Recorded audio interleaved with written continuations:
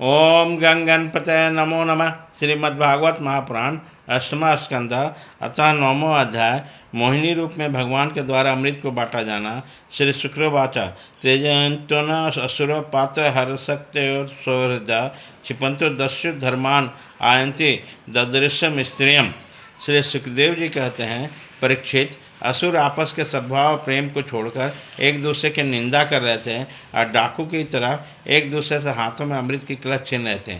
इसी बीच में उन्होंने देखा एक बड़ी सुंदर स्त्री उसकी ओर चली आ रही है। वे सोचने लगे, कैसा अनुपम सौंदर्य है, शरीर में कितनी अद्भुत छटा छिटक रही है, तने इसकी उम्र तो देखो। बस वे आपस की लाग डांट भूलकर उसके पास दौड़े गए और लोगों ने काम मोहित होकर पूछा, कमल नैनी, तुम कौन हो, कहाँ से आ रही हो, क्या करना चाहती हो? सुंदरी, तुम किसकी कन्या हो? तुम्हारे देखकर मन में खलबली मच गई। हम समझते हैं अब तक देवता दैत्य सिद्ध गंधर्व चारण लोग पार ने तुम्हें स्पर्श तक नहीं किया होगा, फिर मनुष्य तो तुम्हें कैसे छू पाते? सुंदरी, अवश्य विधाता ने दया कर कर शरीरधारियों के संपूर्ण इंद्रियां मन को तृप्त करने वाली के लिए तुम्हें यहाँ भेजा। माननी, वैसे हम लोग एक ही जाति के हैं, फिर भी हम सब एक ही वस्तु की चाह करें, इसलिए हमसे डाह और बैर की गांठें पड़ गई।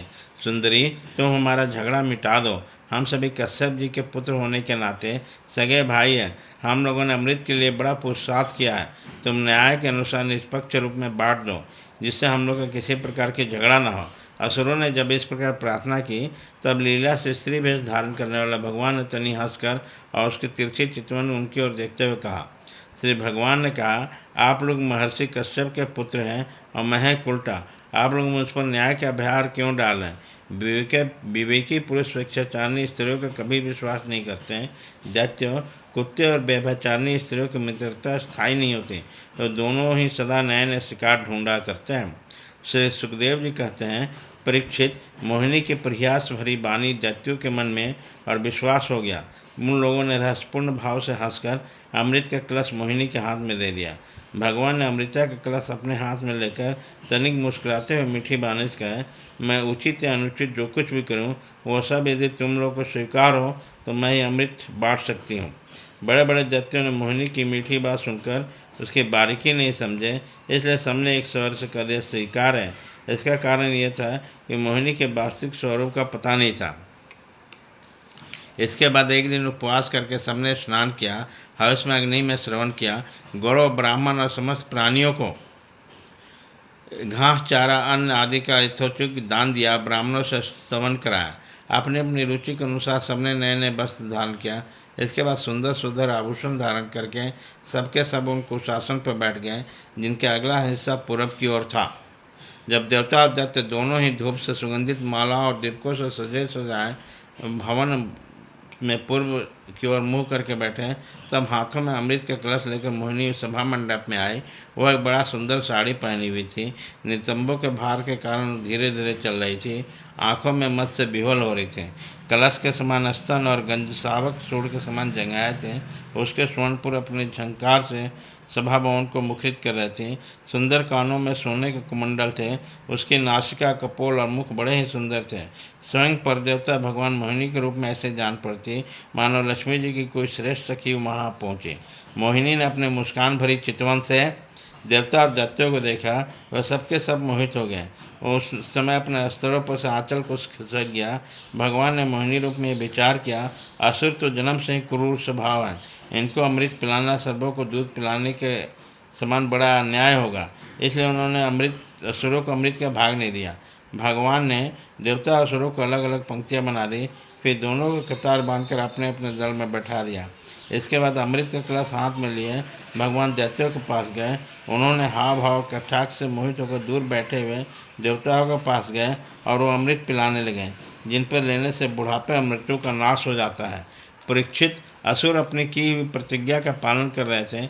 उनको स्नेह भी हो गया। वे स्त्री के रूप में झगड़ने में अपनी निंदा समझते थे, इसलिए चुपचाप बैठे रहे। मोहिनी ने उनसे अत्यंत प्रेम हो गया था और डर रहे थे इससे हमारा प्रेम संबंधी टूट नहीं जाए। मोहिनी ने भी उन लोगों का बड़ा सम्मान किया, इससे वे और भी बंध गए। यही कारण था कि उन्होंने मोहिनी को यह प्रिय बात नहीं किया। जिस समय भगवान देवताओं को अमृत पिला रहे थे, उसी समय राहु दैत्य देवताओं का भेष बनाकर उसके बीच में आ बैठा तथा देवताओं के साथ उसने उसने भी अमृत पी लिया, परंतु तत्सम चंद्रमा और सूर्य ने उसके पोल खोल लिए। अमृत पिलाते पिलाते भगवान ने अपने तीखी धार वाले चक्र से उसका सिर काट डाला। अमृत का संसर्ग न होने के कारण धड़ नीचे गिर गया, परंतु सिर अमर हो गया। ब्रह्मा जी ने उसे ग्रह बना दिया। उसी दिन राहु पर्व के दिन पूर्णिमा और चंद्रमा अमावस्या को बैर भाव से बदला लेने के लिए चंद्रमा और सूर्य पर आक्रमण किया करते हैं। जब देवताओं ने अमृत पी लिया, तब समस्त लोगों को जीवन दान करने वाले भगवान ने बड़े बड़े दैत्यों के सामने मोहिनी रूप त्याग करके अपना वास्तविक रूप धारण कर लिया। परीक्षित, देखो, देवता और दैत्य दोनों ने एक ही स्थान पर प्रयोजन और एक ही वस्तु के लिए एक विचार से एक ही कर्म किया, परंतु फल में बड़ा भेद हो गया। उसने देवताओं ने बड़ी सुगमता से अपने परिश्रम का फल अमृत प्राप्त कर लिया, क्योंकि उन्होंने भगवान के चरण कमलों का रज का आश्रय लिया, परंतु उससे विमुख होने के कारण परिश्रम करने पर भी असुरगण अमृत से वंचित हो रहे हैं। परंतु अपने प्राण, धन, कर्म और वाणी आदि शरीर और पुत्र आदि के लिए भी जो कुछ करता है व्यर्थ होता है, कि उसके इस मूल में भेद बुद्धि बनी रहती है। परंतु उनके प्राण आदि वस्तुओं के द्वारा भगवान के लिए जो कुछ किया जाता है वह सब भेदभाव से रहित अपने शरीर, पुष्ट और समस्त संसार के लिए सफल हो जाता है। जैसे वृक्ष के जड़ में पानी देने से उसका तना, टहनी और पत्ते सब के सब सींच जाते हैं, वैसे ही भगवान के कर्म करने के लिए वो सब के सब हो जाते हैं। इति श्रीमद्भागवते महापुराणे पारमहंस्यां संहितायां अष्टम स्कंदे मृत्युमथे नवमो अध्याय।